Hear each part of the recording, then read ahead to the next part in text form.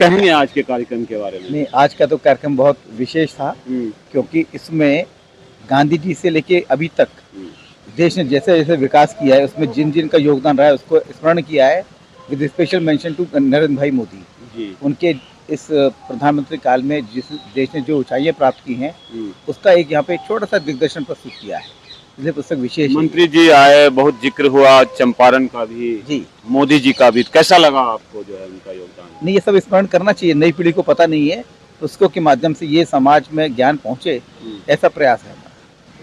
धन्यवाद। क्या कहेंगे मैडम जो है आज? कार्यक्रम आज का बहुत ही अच्छा था। मैं सबको बधाई दूंगी, खासतौर से लेखक को, ऑर्गेनाइजर्स को। मैं भी एक छोटा सा हिस्सा हूँ इस ऑर्गेनाइजेशन में। मैं सबको बधाई देती हूँ। प्रोग्राम बहुत मंत्री अच्छा। जी महिलाओं के बारे में भी बहुत बोल रहे थे। मंत्री जी का एक एक शब्द बहुत सराहनीय था और बहुत मन को छू जाने वाला था। बेहद सब बहुत ही बेहतरीन घटनाएं उन्होंने प्रस्तुत की, बहुत खुशी हुई, सबको बहुत बधाई।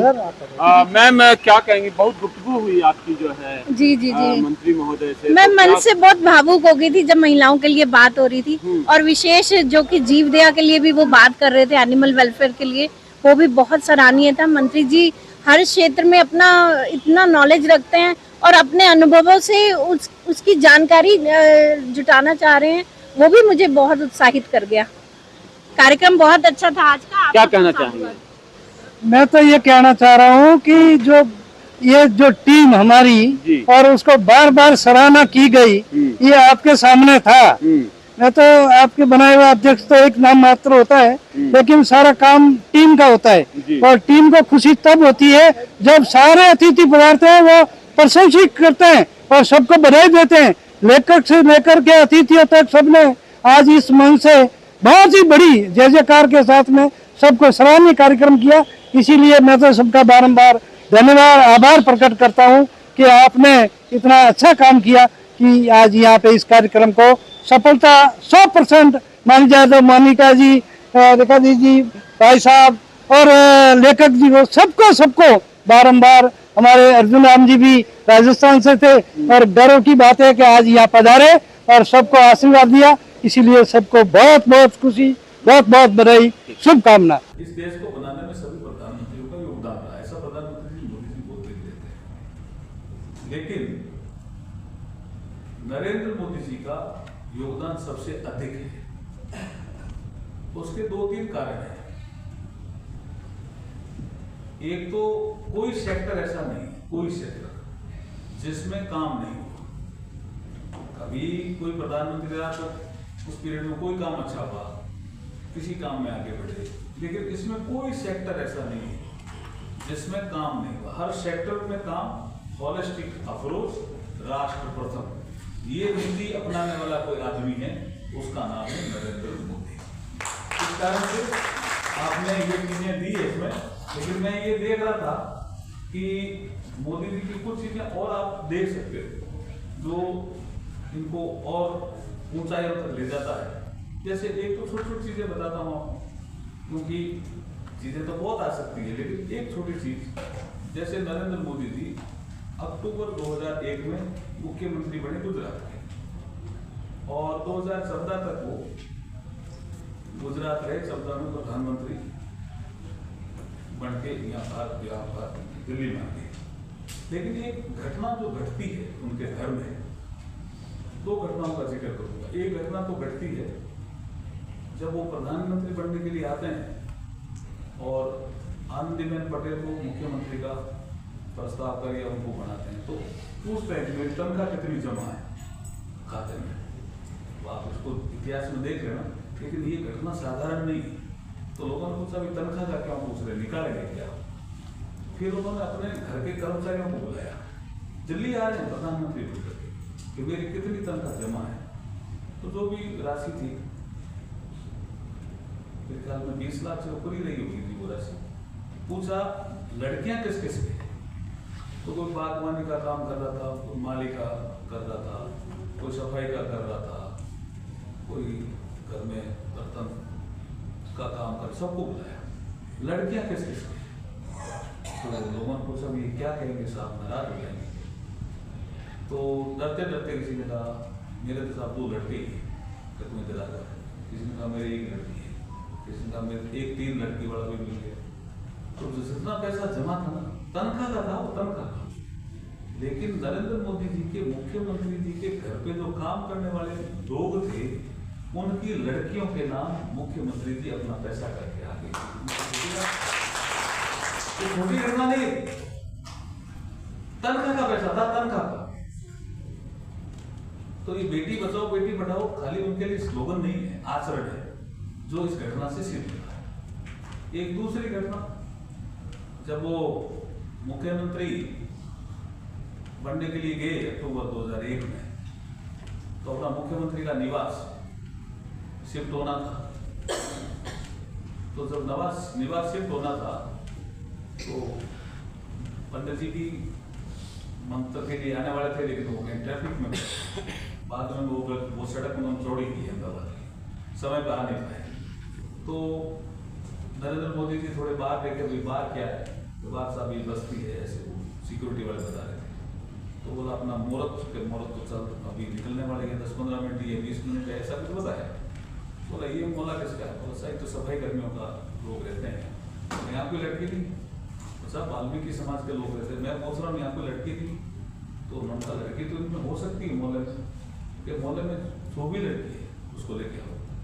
तो बाकी तो कोई कहीं काम में, कोई कहीं कोई चले गए, एक लड़की मिल गई, उसको ले आए। और उस लड़की के ऊपर घड़ा रखा, पंडित जी तब तक आए ही नहीं,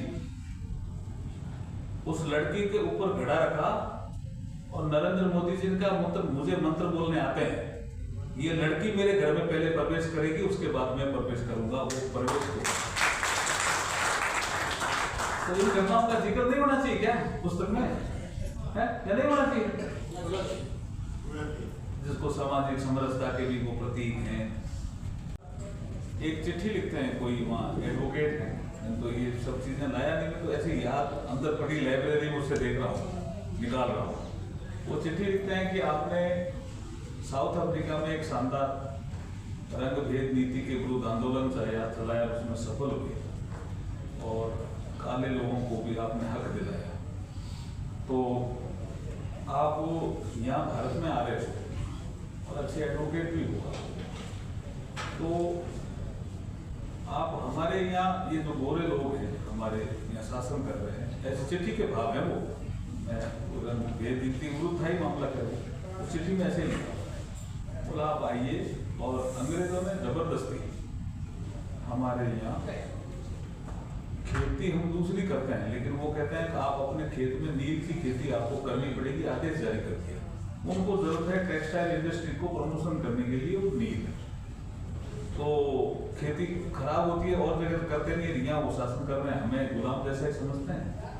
तो आप हमारे आइए, हमारे इस आंदोलन का नेतृत्व करते हैं, उनका नाम बोल रहा हूँ, वो राजकुमार शुक्ल, राजकुमार शुक्ला, थोड़ा आपको जानकारी है। एक और भी थे, 2 थे, एक एडवोकेट थे, एक शुक्ल साहब भी थे।